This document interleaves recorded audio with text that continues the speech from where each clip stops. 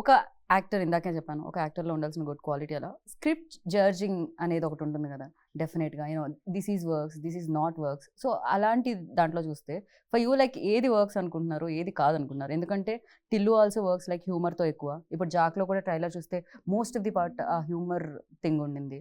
For you you know అర్థం కదా, అంటే నాకు ఒక స్క్రిప్ట్ ఏదైనా చెప్తే అంటే ఏ దాన్ని బట్టి జోనరా వర్క్ అవుతుంది అని మీరు అన్ని అనుకుంటున్నారు? ఫర్ genre యూ work అవుతాయి. ఎస్పెషల్లీ అదే లేదండి, సిద్ధుకి. అన్ని జానర్లు వర్క్ అవుతాయి. మీరు హారర్ ఫిల్మ్ చూసినా వర్కౌట్ అవుతుంది.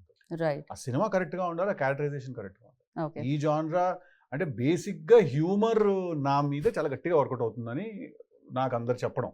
రైట్. కానీ అందుకని అన్ని హ్యూమరేజీ అంటూ ఉంటారు.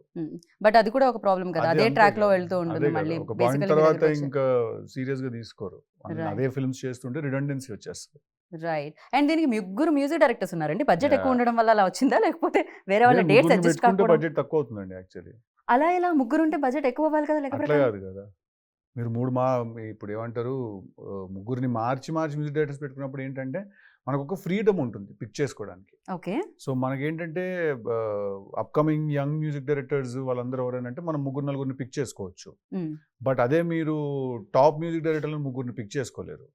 సో బడ్జెట్స్ కూడా వేరీ అవుతాయి కదా, అప్కమింగ్ యంగ్ మ్యూజిక్ డైరెక్టర్స్కి తక్కువ ఉంటుంది బడ్జెట్, టాప్ మ్యూజిక్ డైరెక్టర్స్కి ఏంటంటే ఎక్కువ ఉంటుంది. యా.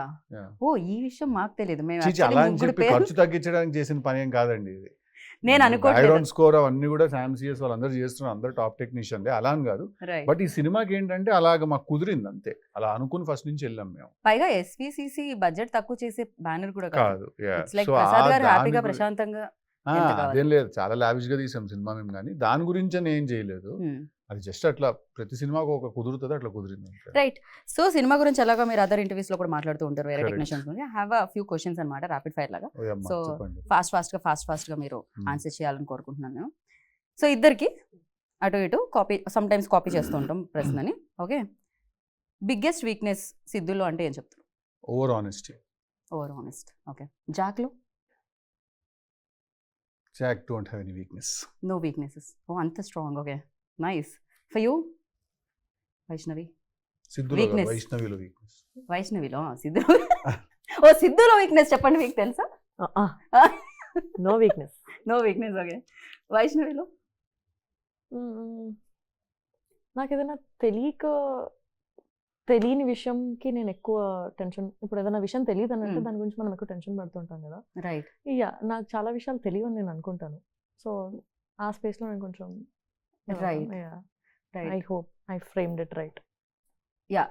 ఇంకొకటి ఏమర్థమవుతుందంటే ఎవరన్నా అనుకుంటారని మీరు లోపల ఉన్న వైష్ణవి చైతన్య ఏమన్నా దాస్తూ ఉంటారా మధ్యలో?